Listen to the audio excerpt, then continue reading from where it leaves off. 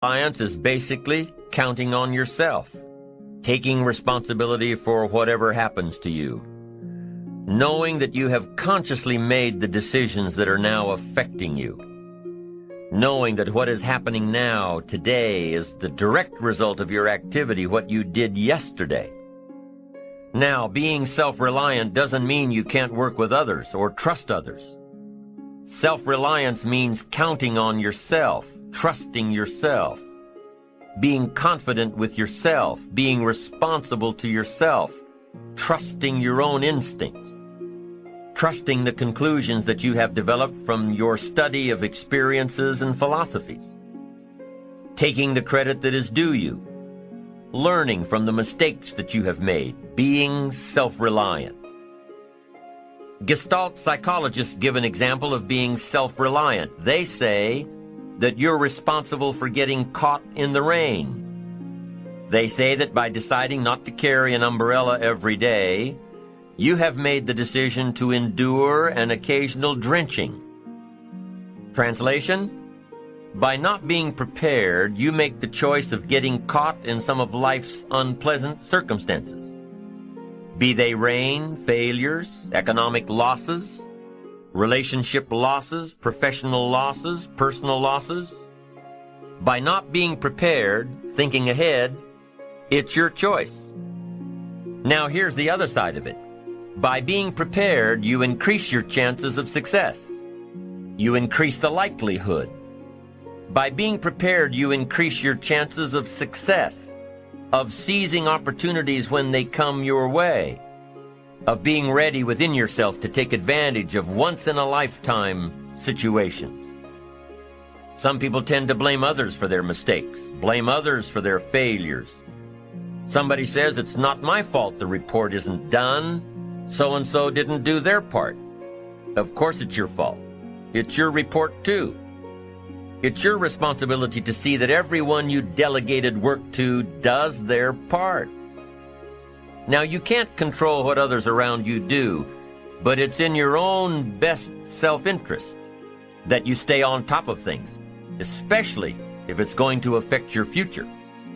You think your boss cares that John didn't do his part? You think he sees John as the bad guy? Of course not. All he sees is that the report isn't done, bottom line. Be responsible for the things that affect you. You can make sure you're more responsible by checking in with those people who are working with you, the people who make up your team. You can be more responsible by saying, hey, John, how are you doing with your part? Do you need some help? Can we put somebody else in here to help you finish? Now, if John consistently doesn't handle his part, you've got to replace John. If he isn't doing his share, you've got to find somebody that will. Or what? It will negatively affect you. You can't wake up in the morning that the project is due hoping and wishing that John has done his part. No, you've got to be responsible because it's going to affect your career too. Now, my approach to my better future very early on in my career was to just go through the day with my fingers crossed. And I used to say something like, I sure hope things will change for the better. Then here's what I found out. They're not going to change. Somebody says, well then, how will my life ever change? Answer, when you change. When you change, when you get better, it'll get better. If you change, it'll all change. Don't put it on someone else. Hope that someone else will change it for you. Take responsibility for yourself. Take personal responsibility. You can't change the circumstances or the seasons or the wind, but you can change your reading habits.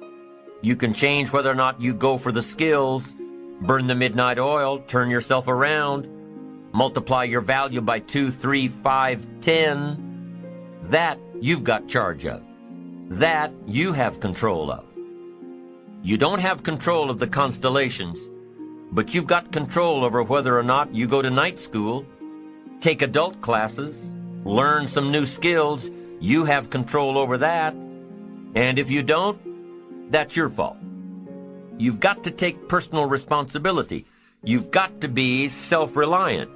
Nobody else can change your life, alter your ambitions, pave a golden road for you. But you can. It's up to you. Be responsible for yourself. Learn to reap the harvest without complaint. This is a sign of growing maturity. And here's where it comes from: taking full responsibility. Take full responsibility for everything you do. Be responsible to yourself. It's your crop. Whatever your paycheck is, take full responsibility. You say, well, it's my employer. No, it's not your employer. You can become twice as valuable, 3 times as valuable. Burn the midnight oil, learn some more skills, bring more value to the marketplace. I'm telling you, whatever your harvest is, take it without complaint. Whenever you prepare correctly, taking all of the steps you're supposed to take, doing everything in your power to stay on track, whenever your preparations lead to success, achieving your goals, you reinforce the disciplines that got you there. Success leads to reinforcement of the proper disciplines. If what you're doing is working, keep doing it. If what you're doing isn't working, change it. How can you isolate what's working for you and what isn't? How can you make sure that you are reinforcing your positive disciplines? Well, if it isn't apparent, easy to see right away, if what you're doing is happening in such small increments that you're not sure if you're on track, then you need to be writing it down. You need to keep a journal anyway. But if you really aren't sure that what you're doing is making measurable progress, you need to keep a written record. You need to write down everything that may be relevant in your day. What you did, who you saw, what you felt, how it may or may not affect you now and in the future. The best way to track your activities of the day is to write them down. The best way to track your activities of the week is to write them down. The best way to analyze your progress through the year is to have written it down. Why? So you can look back on it. Because by keeping a written record of your life, you will be more accountable. By putting into writing the action steps that you have planned, you will easily see what works and what doesn't. Most people just try to get through the day, never writing anything down, never keeping track of their progress along the way, never really knowing if they are doing all they can to reach their goals, to drive their ambition. But gifted people learn to get from the day. They don't let a day end without picking up some valuable experience, some emotional content, some idea that may positively affect their future. To get the most from a day, to learn the most from a day, you need to be able to reflect on the day. And how can you reflect on a day unless you record it in history? How can you possibly reflect on a week unless you can look back and analyze it? How can you learn from past mistakes and bask in the past successes unless you write it all down? There's something magical in writing out a problem. It's almost as though when you start writing it out, you start figuring out ways to make it work.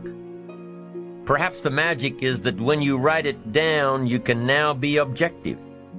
You can start to see objectively where you fit into the picture. You can start to see if you are being responsible, if you are being self-reliant. You are pondering it. You are trying to figure it all out. The fact that it is now on paper actually creates a space between you and the problem. And in this space that you have created, now solutions have room to grow. You see, writing about events that occur helps you to understand exactly what is happening. When we describe life to ourselves only in our minds, our imaginations tend to feed back false information about how things are, distorted information. Sometimes our creativity can create scenarios that really don't exist at all if we keep the information just in our mind. But by writing it all down, we now can become more factual, more accurate, more realistic, more logical. And then as we reread what we have written, we create a new picture in our mind. And once we see things as they are rather than how we think they are, we can see our way to make them better. It's all part of being responsible. It's all part of seeing things objectively in order to fully understand the steps that we must take to make things better. Let's take a few minutes to talk about the importance of knowing yourself enough to be your best cheerleader. You know, when you thought you were doing what you were supposed to do and were misinformed, the times you thought you had it all laid out and it just didn't